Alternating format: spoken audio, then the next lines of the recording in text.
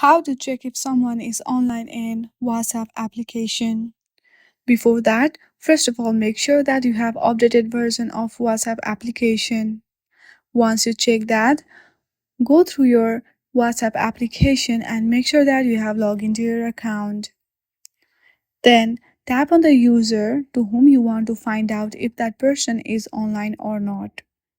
Once you go through the chat of that particular person, you will see this interface. On the top, you will see that user name. Just below it, you can see if that person is online or not. For now, it is showing last seen today at 9:26. If the person is currently online, then it will show online instead of that.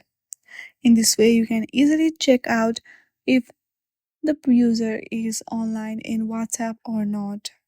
I hope you like this video. If you like this video, then please do not forget to like and subscribe to our channel. Thank you for watching.